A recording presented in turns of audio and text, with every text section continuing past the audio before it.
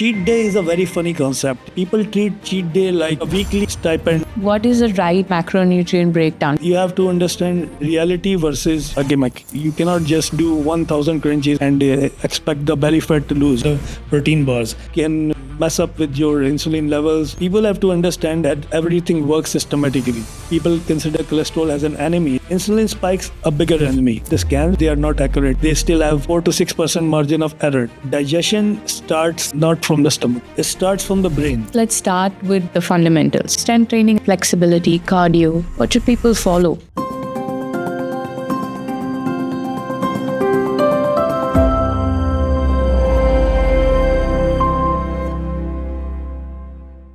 Welcome to another episode of The Fix by CurryFit. I'm Vanessa, the founder of CurryFit, and I'm so excited to share this extremely interesting conversation with you. Ali is the trainer to the stars of Dubai, the who's who of Dubai. This is an episode for anyone who's starting out on their fitness journey, doesn't know where to start. Tune in for this very exciting episode of The Fix by CurryFit. Thank you so much for being with us here today, Ali. I'm sure we're going to learn a lot of things from you. But first, let's start with the basics, the fundamentals, right? Say I'm someone brand new and I don't know where to start. What are some of the key things people need to understand before they start going to the gym? Thank you so much, Vanessa, for inviting. And, the key thing is to just act. Sometimes people keep on planning, which is good. But mostly people turn planning into delayed actions. So first thing is you start taking actions. Don't wait for the Monday or the new year or any other motivation for you to start. Health is, very important for every individual, whether it's your work, daily routine, or it's aesthetics or fitness. You have to work out. So most of the time people waste their time in terms of planning, then excuses like they don't have time. Most of the people, when you ask them, why don't you start? I don't have time. This is the most common answer you hear from the people. Everybody has 24 hours. Most of the people works 9 to 5. They have family and same sort of routines. It's all about priorities. You should just start doing whatever you can do, whether it's a sport you do here in paddle, you can do swimming, you can do a jog, anything, just start. That would I advise to the people. That's excellent. And your suggestion, like for busy people in their routines, some people are free in the morning, some people are free in the evenings, but what is the most, would you say the best time to work out? Mornings, evenings, a lot of people have different beliefs on this. See, small steps create routine, and routine then turns into habits, and habit decides your, destiny of anything. Once you develop good habits, they turn into good results. You have to start taking steps. Even 1% success or 1% of good in the right direction is worth celebrating, and you should be focused on taking small steps. Goals are important, but people just keep looking at the end game. They don't look at the next step. You should be focused on taking the first step, which is like start. And about routine, whenever you have time, just do your workout. Don't wait like for the morning or evening or afternoon. For myself, I also have a very busy schedule. I do like 14, 16 sessions a day. But whenever I get a time, a client cancels or whatever, I make sure I do my workout. So I don't wait for morning or evening. Yes, a consistent time is more convenient, but still it's better than no training. How do you go about helping your clients set goals for their physical fitness? I try to understand what's in their head. What is fitness to them? What goals are for them? What they think they can achieve. I have to see first their mindset. Like when they come to me, some of them, they are very excited. I want to do this in 1 month. They see different advertisement, 6 weeks transformation plan, 10 months transformation plan, 3 weeks, this, that. In reality, it's a lifestyle. So first I have to correct their mindset that something you have to do it on the daily basis. It's not like you come in, jump in, you do something and you exit. You have to adopt it in your daily routine, and you have to take it day by day. And that's what I try to work on. I try to make the goals as realistic as possible. Once they understand that, then it's easy from there. What would you classify as realistic or unrealistic goals? Like, can you give us an example of an unrealistic goal that people set for themselves? Unrealistic goal is like a person who is like have body fat more than 25-30%, and he comes and he say, I want 6 packs in 3 months or 6 months. So this is something unrealistic. It cannot be done. Even I think if he does lipo, he will not get it. It has to be done on this in different stages. So people have to understand that everything works systematically. Some people, they want to look like Hollywood stars or Bollywood stars. I want body like this. So they don't understand the hard work behind that. How many years of diet and discipline and training comes with it. So they just look at the goals and they want to be like that, which is good just for the motivation. But if you have the wrong understanding of how you're gonna get that, you'll be disheartened and you'll stop your journey. So how do people stay consistent, like stay motivated? So I'm sure everyone in the beginning, when you start, everyone says, yes, I'm going to go to the gym, I'm going to work out, I'm going to do my strength training, I'm going to do a mix of everything, and it's all good. But then something happens and then it starts tapering off. How do you maintain that consistency? This is very right. Everybody comes with a different mindset. They want to do cardio, they want to do the strength, and after some time, again, this is linked with the goal setting. They have a different idea of following different fitness celebrities, different influencers and gurus. Everybody market their own way. So once they're doing something, they feel that they're doing something wrong. They actually don't understand the process, how body works.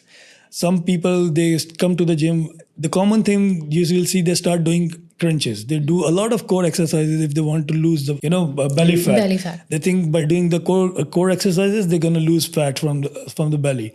See, exercise is for the toning of the muscle. Core is like any other muscle of the body. So you have to understand, you got to train it the same way. You cannot just do 1,000 crunches or 500 crunches and expect the belly fat to lose. You have to eat right. Fat goes with the calorie deficit and with the right food choices with the right time. That's how it works. So once we educate the client, like this is the way to do it, and they understand, they get and stay motivated. These trends on Instagram, you see these reels, etc., that core blast workout or do these many crunches a day and this is what you're going to achieve, or wall Pilates or these kind of things, to lose your belly fat or to get a 6-pack of abs in 30 days. And a lot of people are buying into that as well. What is your view on something like this? See, I have two perspectives on this. First, if it's motivating any person who is not doing anything, I'm happy for them. At least they are moving. A person is doing nothing by even a false marketing or whatever, start doing something, which is good, better than doing nothing. Secondly, people need to understand, we used to see ads of so-called belts, which you wear, and you get 6 packs and stuff. I would consider that these things and programs now new era of those marketing tactics, gimmicks. Why I'm saying that, you see the people who are marketing it, they are showing you like a core program, but once you see their body, they have a developed delts, perfectly developed chest, they have thighs, everything perfectly developed. So did they put that belt on the thigh or biceps or other muscles? No. Same way you are doing core program and you're getting a good physique, like a guy who is going to gym, who is maintaining his diet and other factors which helps you to develop a good body. So people need to understand that they are doing something else apart from this. It's good. Any movement is good. But still, you have to understand reality versus, a gimmick. So what is the right balance, you say, between strength training, flexibility, cardio? What should people follow? We have to differentiate the fitness versus aesthetics. Nowadays, media and internet or other companies, they have confused fitness. Nowadays, everybody has a perception of fitness. A guy or a girl with a very lean body with 6 packs and chiseled physique, it's called fitness. But fitness, if they're not able to do something, for example, he's not able to walk properly or he's imbalanced, he's not fit to do certain thing. If you're doing fit to do something, you're fit for it. You're able to do something. And that the look is just aesthetics, okay? How you're looking, which is not bad at all, but don't confuse fitness with how you're looking. So people now aiming those perfect physiques only. They're ignoring the factors, other factors, the mobility, the strength, your function, balance, agility, reaction.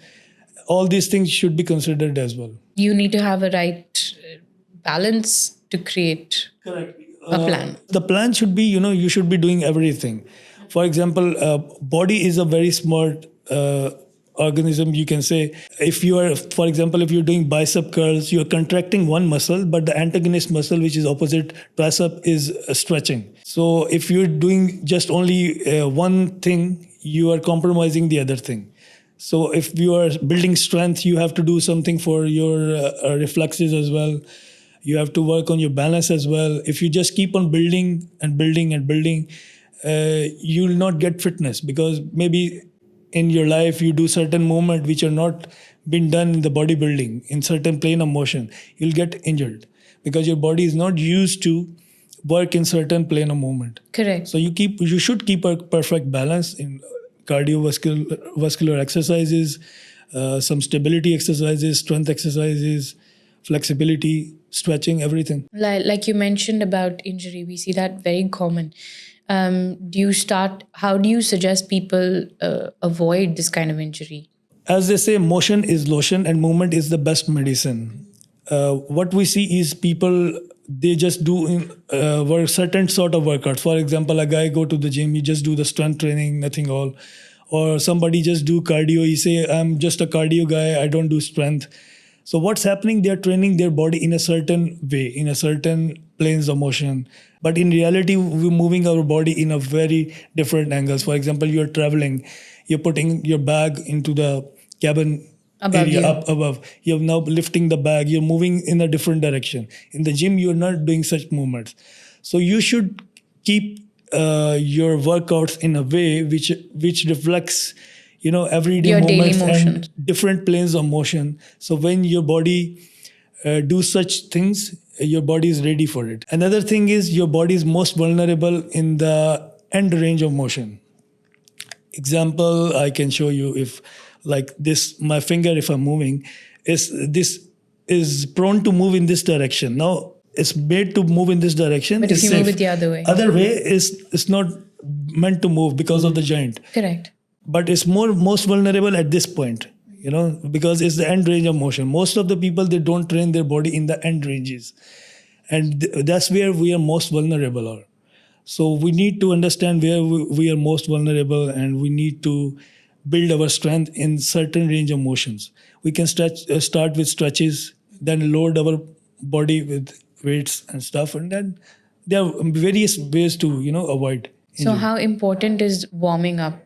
For a new person, he should warm up a bit on the treadmill or any cardio machine, 5 to 10 minutes. Then he should do dynamic warm up. Okay. Dynamic warm up is like, if I would suggest, if you're training a certain muscle, for example, chest, you should warm up on the similar exercises you're about to expose your body with the higher load. So start with the lighter weight for the similar exercise, then progressively load your weight. That will warm up your body in the same range of motions, in the same angles. Rather, if you do just stretching and go. And another big mistake people do, they do stretching before the workout. Okay. And remember, muscles are rigid before the workout, and if you overstretch them, they are more inclined to get injured. That's I've always seen, in movies and Yeah. things like that, you always see before they go for a run or before they start, you see them stretching and completely. Is this, so you're saying this is not... If you're doing dynamic stretching, which involves a movement, which is like moving in towards the end range and stretching the muscle, that's fine. But static stretching, completely wrong. A very common thing people do right now is start their workout with a cup of black coffee, or black coffee mixed with MCT oil, or black coffee mixed with ghee. This is a very common trend. What are your thoughts about this? Insulin sensitivity is very, very personal for everybody. The data we have is like generic. So if you want to do something, first of all, get yourself checked with the CGM monitor. There are many available in the market. And then you can jump on these things. If suppose you're having coffee and it breaks down muscle, you're already fasting, it will turn into glucose. It can, increase, cause insulin spike. And whenever, remember, insulin is in the body, your body will not burn fat. Doesn't matter what somebody tells you, have protein. And somebody I see drink protein shake and do cardio, fasted cardio. They want to burn fat. They are burning muscles, nothing else. Because whenever there is insulin, you cannot burn fat. Because one another job of the insulin is to, apart from dropping the blood sugar down, is to stop the fat metabolism. Correct. What advice would you give to someone who is insulin resistant? One, I would say, do intermittent fasting, eat balanced food, don't panic, exercise.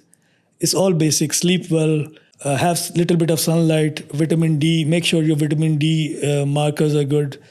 And if your body is not, if you're taking vitamin D and it's not metabolized properly, make sure your cholesterol, you are having good cholesterol in the body. That's another myth. People consider cholesterol as an enemy. It's not an enemy. Insulin spikes are a bigger enemy.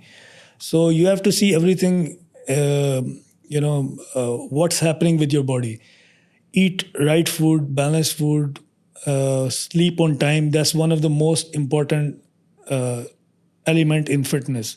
Funny thing is, we are the only species in the world who forcefully terminates their sleep. And none other species does that. Every species, whatever they are, they sleep properly. And we forcefully do that. Another problem with nowadays with the society, they wake up with alarm. Yeah. Their body doesn't want to wake up, but they forcefully wake up because of the bad habits, late night sleeping, and other factors. They are exposed to bright lights before sleep. That's why they cannot sleep. So everything adds up. So you need to sleep on time. That's very vital. So they say the peak hours, like the most important time for REM sleep is between 1 to 4 or 12 to 4. These are the most important hours that definitely you should be in deep sleep. So you should sleep before that. Correct. And wake up after that, because these are your peak hours for sleep. Try to develop a habit where you go on bed earlier, and ideally 10, 11, because of the circadian rhythm of the body. Body has its own internal clock, which has to function whether you provide it with the external things which it required to function or not. So if you're not doing things right, your body will get into stress. Yeah. For example, insulin, body will release insulin 2 times, 12:30 around, as per the circadian rhythm, or 6:30. That's one of the reason people used to hear from professionals don't have carbs around after that time, because your body will eventually release. And if you again take carbs, your body will again release some more insulin, and that will disrupt with your sleep. One of the factors is it works with the sympathetic and parasympathetic nervous system. We'll not go into that. That's another big conversation. What I want to link here is it's also linked with another hormone which is very vital for sleep. It's called melatonin. Yes. Whenever insulin is high in the body, melatonin cannot be high. So you need good amount of melatonin in order to sleep properly and deep. And melatonin, you need not only blood melatonin, you also need intracellular melatonin. And for that, you need vitamin D and also sunlight, which helps you. That's why you must have noticed whenever you're driving in the sun, you tend to sleep. You tend to feel drowsy. There's a trend right now of people consuming a lot of protein bars and skipping their meals entirely. So instead of having breakfast, for example, they'll say, let me have a protein bar instead of breakfast. Or I've just gone to the gym, I've had a heavy workout, I need a protein bar to recover from this.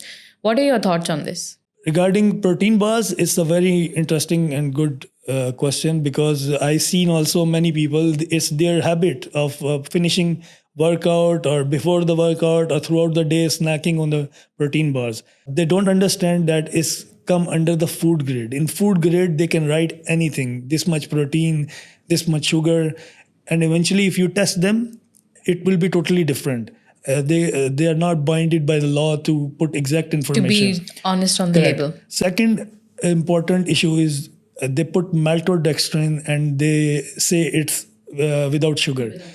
It's low. Maltodextrin is very less in calories in comparison to sugar, which is right. But has high glycemic Correct. index. High glycemic index. For example, sugar is 63, maltodextrin is 185 to 105. So it has high insulin spikes in the blood. It goes into the blood very fast. So if you keep on, snacking on protein bars, you can mess up with your insulin levels, and instead of benefits, you're getting more loss. Protein bars have the potential to mess up your metabolism, because if you have an insulin spike, then your metabolism goes down. So your metabolism not goes down, but see, if you have an insulin spike, it's not good, because always you will be spiking up your insulin, and that can lead to, in the long run, any insulin spike in the long run can lead to type 2 diabetes, because with 100 units of insulin, you're releasing amylin, which destroys your beta cells, which are responsible for the production of the insulin. So you have to be very careful. That's why we say throughout the day, keep your insulin spikes as low as possible because of the amylin release with the insulin. So what do you suggest somebody should consume after a workout? After workout, see, if even a high sugar, sugary meal, but natural sugars, because they're rich with other fiber, minerals, okay? So polyphenols, which are good for the body. So the insulin spike will be not as high as comparison to other forms of the sugar or direct sugar. You have done your workout fasted, then you don't even need to have post-workout sugar, because your body produces glucagon, and that had already created high sugar in the blood, and your muscles are ready to absorb all the nutrients. You can have a bit of sugar post-workout, which will help you transport everything to the muscle. So like easily. a banana or... Banana is fine. You can also have other fruit which are high in sugar. And what about consuming protein shakes after workout? It's a very common practice now that you consume a protein shake after workout. What are your thoughts on that? I feel, and with my experience with the clients, protein suppresses your meal appetite, which I feel. So I prefer my clients to have a solid meal. Another reason which I explained earlier, when you have a choice of a processed food versus natural food, go for the natural. There's a lot of discussion about protein powders and whether you should be consuming it or you should not be, whether it's good for you or it's not. Like, for example, as a meal plan, in CurryFit, as a meal plan company, we're not allowed to suggest protein powders to our clients. It's the rule. So what are your thoughts on this? See, obviously we need to follow the rules of the country, but generally, again, it's body requirement to have protein. Protein is one of the macronutrient which we need to provide to our body, especially people who are doing strenuous exercises. So you need to understand how much protein you are able to consume with the meals. If there is any deficiency, definitely you have to look for other sources, whatever possible, to fulfill your requirement. So what is a natural protein which you suggest, like whey protein, or do you go with vegan protein powders? Again, it's a personal preference. If you want to go vegan, go for it. But in the end, think of it as a macronutrient, because your body will not differentiate below the throat. It's vegan or it's whey, except you don't have any absorption issue, just go with anything. What amount of protein would you suggest somebody who's going to the gym regularly? What is the right amount you would suggest that they should consume? I understand that there's a variation depending on your body type or how you metabolize protein as well. There is a variation to each. But in a general sense of the term, what do you suggest? I would suggest, just if you feel you're hungry, start with 1 scoop, okay? You're more hungry, try to eat lean meat or anything, eggs, or which will fulfill the protein. If you cannot eat that much, then add a little bit of more protein. Assess and listen to your body, how it goes. Start with the lower quantities and improve as per your requirement. Your body will tell you best when you need what. What is the right macronutrient breakdown for somebody who wants to gain muscle? What should they follow? Again, it's from person to person, years of workout he's been doing, his goals, body type. So there's no one standard. There's no one standard. I have seen people who keep doing crazy workouts in the gym for hours, and they eat like crazy, they rest and they grow. And I have seen people who do short workouts, eat right, rest properly, they get results. So it all depends upon your muscle mass, how much you train, how your day is, and what's your goal. Because if your you are a seasoned professional bodybuilder, your whole day and life surrounds around it, then it's a different story. For a general public, it's a different.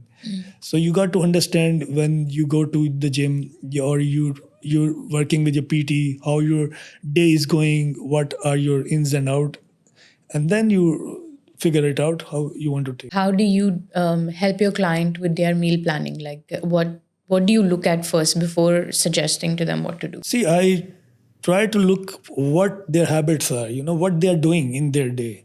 Then I fix them, with time by educating them, by replacing the right food, and telling them why it's wrong. I never tell them don't eat. I explain them what is good, what is bad, and people are sensible and they do listen, and that approach works. So a lot of people really deprive themselves, like 6 days a week they will eat grilled chicken or boiled vegetables or just salads or whatever, and then they'll say Sunday or Saturday and Sunday is my cheat day, where you're eating pizza and you're eating chips, you're eating bags of things. Cheat day is a very funny concept. People treat cheat day like Revenge. like a weekly stipend they're gonna get. Actually, it's like a bonus. You perform whole year and then you get the bonus from the company. We are a stress being. Yes. We perform best in stress. Mechanical stress in the gym and chemical stress for the body. If we keep on dieting and suddenly we put all this junk which has cheese and high thing and stuff once in a year or something, Correct. that could be maybe beneficial because it's going to shock your gut, Your system. shock your system with the high calories, and that could be beneficial. But there has to be some research. I'm just saying my perspective. In that context, you can have a cheat meal, but this doesn't make sense. You eat 4 days right way and 5th days you earn yourself a cheat meal. That's not how it works. And what about what suggestions do you have for someone who reaches like a plateau? You're eating consistently, you're doing your workout consistently, and there's a point where you just hit a plateau. You're not reaching your goals anymore. How do you shock your system, or how do you drive it back into action? It depends which client we are working with, what is the age. We have to see different age factors, gender as well. For women, there are different hormonal factors. For men, they are different. Then we have to see their habits, either they're drinking or smoking, what they're doing wrong.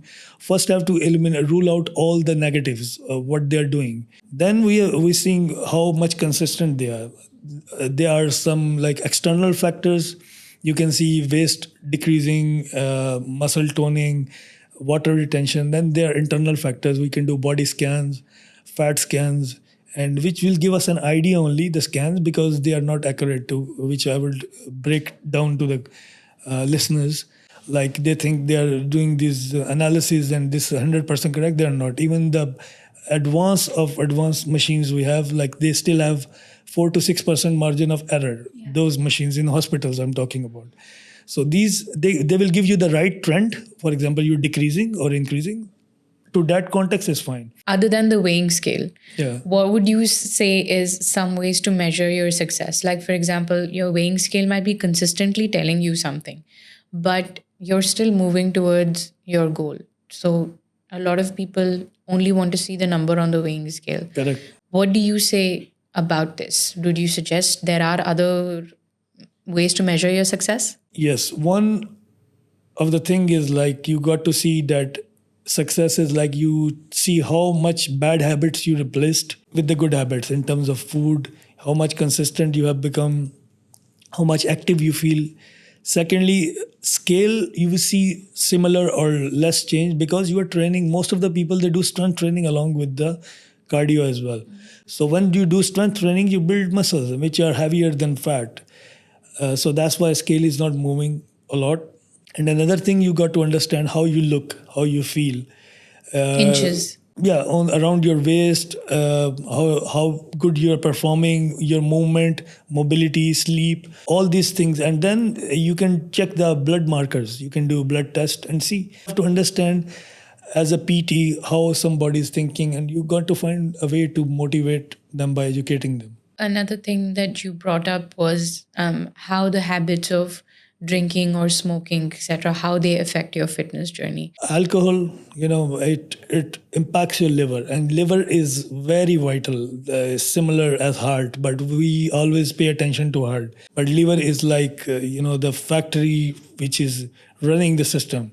Everything is being processed there. You are constantly cleansing, is producing bile, is working with the insulin, storage of glycogen, a lot of things, you name. So liver is very, very vital. So when you consume alcohol or anything which stresses your system, liver suffers.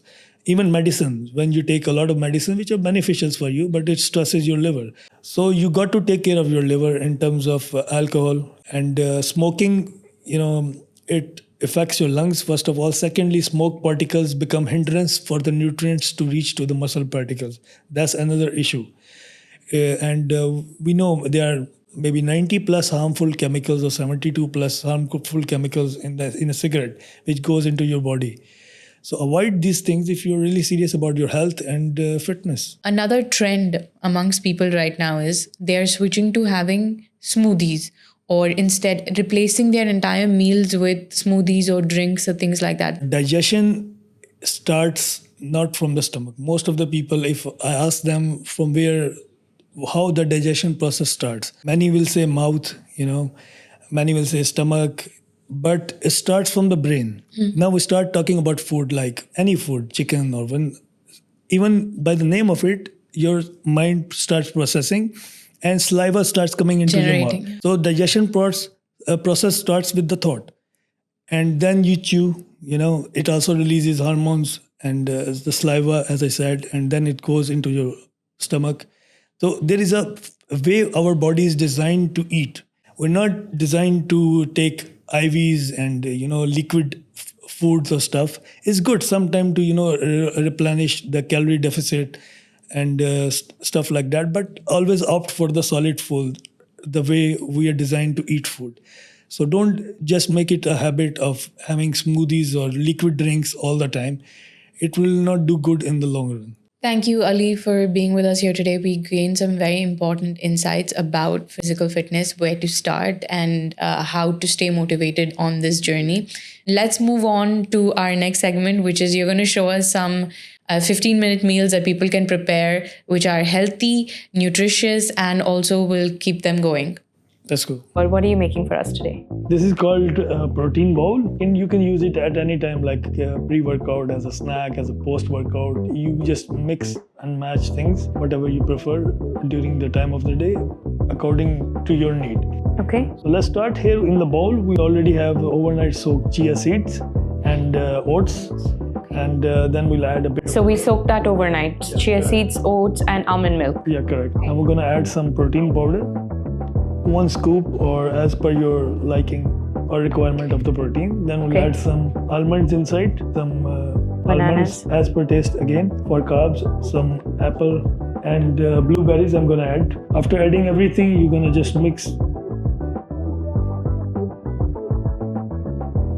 So this portion that we're making here, I'm guessing this is a good enough portion for 2 people, I think. Yeah, this portion is good enough for 2 people, depending what type of people you're talking about. For some, it's even just a snack. Why don't you try it and let me know how it is? I like that it's not too sweet. So I like the little bit of a crunch that's coming from the nuts. It's a nice way to get rid of some of your craving. Thank you, Ali, for spending time with us here today. Thank you for everything that you've taught us. I know when it comes to fitness, it's a very interesting conversation and the topic can go on forever. Hopefully we can do this some more at some point and we can have some more conversation. Thank you to all of you for tuning in to another episode of The Fix with CurryFit.